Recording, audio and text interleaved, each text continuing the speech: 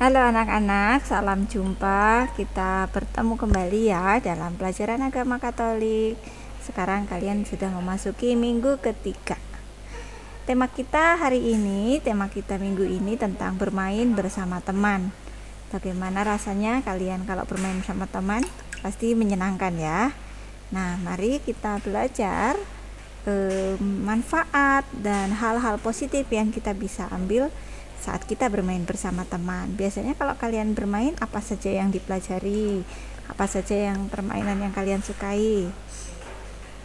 Mungkin dari antara kalian ada yang suka menggambar, mungkin ada di antara kalian yang lebih suka bermain bola, mungkin ada yang lebih suka main masak-masakan, mungkin yang anak perempuan main petak umpet, atau mungkin menyusun seperti puzzle atau Lego, atau mungkin banyak jenis permainan lain ya, mainan lainnya. Nah, permainan apa yang kalian senangi? Pasti bermacam-macam. Mungkin juga kalian berbeda-beda ya permainan yang disukai. Sisi yakin kalian pasti senang bermain apapun permainannya ya. Nah, memang apa sih yang bisa kita pelajari saat bermain? Jangan salah, bermain itu banyak manfaatnya loh. Mau tahu? Ini dia. Yang pertama, bermain itu membuat kita merasa bahagia. Pasti dong. Apapun permainannya, dengan siapapun kita bermain, pasti kita merasa senang, bahagia. Lalu bermain juga melatih kekuatan fisik. Sama juga dengan kita olahraga ya. Ada berlarinya mungkin, ada melompatnya, ada juga melatih bagian tubuh kita yang lain. Melalui permainan juga kita bisa melatih kerjasama, membangun sikap jujur, kemudian melatih keberanian kita, atau melatih kepercayaan diri, melatih sportivitas, melatih kreativitas, dan tidak menang sendiri tentunya, karena kita mungkin perlu bergantian, perlu bergiliran, perlu saling memperhatikan dan lain-lain ya. Nah, melalui bermain juga kita bisa belajar hal-hal baru dari teman-teman kita, dari orang lain. Nah, kurang lebih itu yang bisa kita peroleh, yang bisa kita pelajari saat kita bermain bersama teman. Selanjutnya, Miss Desi mau mengajak kalian untuk membaca kitab suci. Kitab suci kita tentang dua orang bersahabat dalam kitab Perjanjian Lama. Siapa yang sudah bisa menebak? Daud dan Yonatan. Miss Desi akan bacakan perikop 1 Samuel bab 18 ayat 1 sampai 5. Ketika Daud habis berbicara dengan Saul, berpadulah jiwa Yonatan dengan jiwa Daud, dan Yonatan mengasihi dia seperti jiwanya sendiri. Pada hari itu Saul membawa dia dan tidak membiarkannya pulang ke rumah ayahnya. Yonatan mengikat perjanjian dengan Daud karena ia mengasihi dia seperti dirinya sendiri. Yonatan menanggalkan jubah yang dipakainya dan memberikannya kepada Daud, juga baju perangnya sampai pedangnya, panahnya, dan ikat pinggangnya. Daud maju berperang dan selalu berhasil kemana juga Saul menyuruhnya, sehingga Saul mengangkat dia mengepalai para prajurit. Hal ini dipandang baik oleh seluruh rakyat dan juga oleh pegawai-pegawai Saul.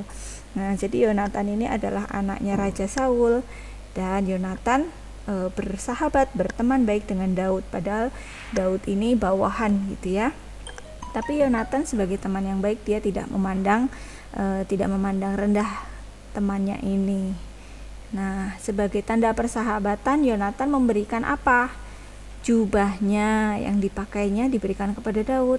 Apalagi baju perangnya, sampai pedangnya juga diberikan, bahkan panahnya dan ikat pinggang.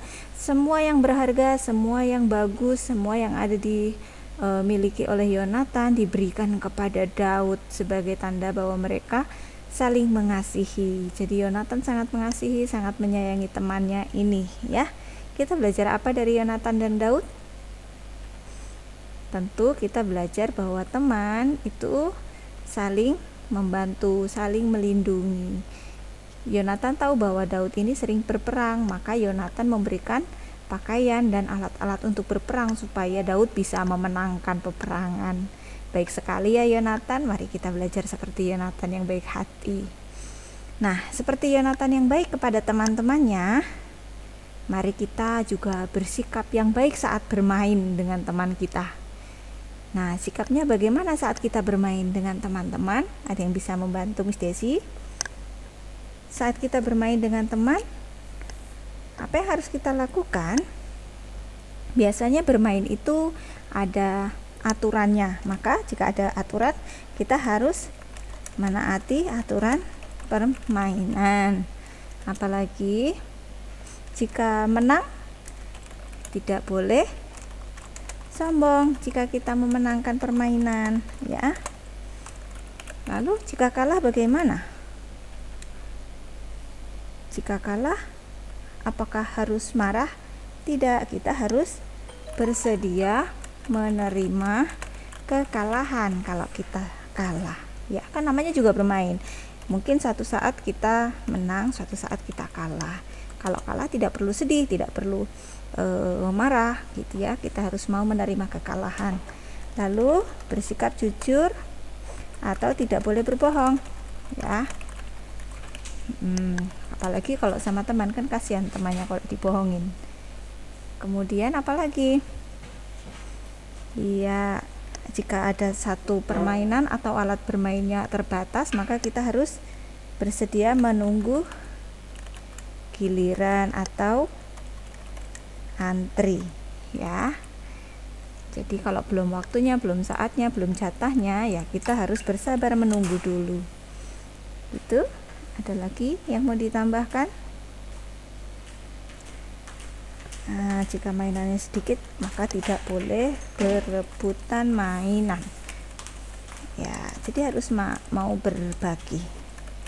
Nah, itu ada 6 hal yang bisa kita 6 hal yang bisa kita lakukan saat bermain dengan teman supaya teman kita tetap baik, supaya tetap banyak, maka kita harus memperhatikan hal ini. Ya, bagaimana? Apakah kalian bisa? Ya, semoga virus corona cepat berlalu ya, supaya kita bisa bermain dengan teman kita lagi. Nah, untuk mengobati rasa rindu kalian kepada teman-teman, Miss Desi beri tugas. Tugas ini sebagai sarana supaya kalian bisa saling melepas rindu kepada teman. Buatlah kartu untuk temanmu, kartu ucapan ya. Kartu ucapan itu boleh berisi isi hatimu, kamu kangen atau kamu ingin bermain bersama, boleh, dan berikan pesan supaya temanmu itu menjaga kesehatan. Kartu itu dibuat di kertas HVS atau kertas buffalo atau kertas warna-warni, silahkan kalian tentukan sendiri dan dihias atau diwarna yang sekreatif mungkin ya. Lalu kamu tentukan dulu nih, kamu mau berikan kepada siapa, pilih satu temanmu. Temanmu ini boleh perempuan saja, boleh laki-laki, boleh dari kelasmu atau boleh dari kelas lain, boleh agama Katolik, boleh agama Islam, siapapun boleh, tapi tentukan satu orang saja ya. Lalu foto kartumu itu kepada temanmu melalui WhatsApp ya, minta tolong orang tua atau orang dewasa untuk mengirim kepada temanmu. Aku minta tolong kirimkan kepada Ozora atau kepada Reyhan atau kepada Syera misalnya.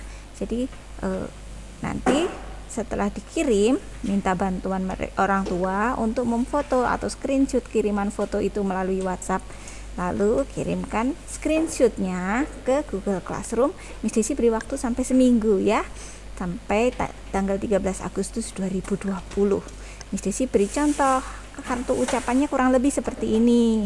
Kalian pasti bisa lebih menarik lagi, kalian pasti bisa membuat yang lebih seru, lebih keren, lebih bagus, lebih warna-warni, pokoknya lebih bagus dari ini, ya kan? Nah, jika ada pertanyaan atau kesulitan tentang tugas, boleh disampaikan kepada Miss Desi atau disampaikan lewat Google Classroom. Gitu ya teman-teman, semoga pelajaran minggu ini membuat kita semakin dekat dengan teman-teman, semakin bisa menyayangi teman-teman meskipun tidak bertemu, tetapi bisa mengungkapkan rasa rindu kita. Oke, terima kasih untuk pertemuan kita. Semoga kita saling menyayangi satu sama lain dan tetap mendoakan ya. See you next week. Tuhan Yesus memberkati.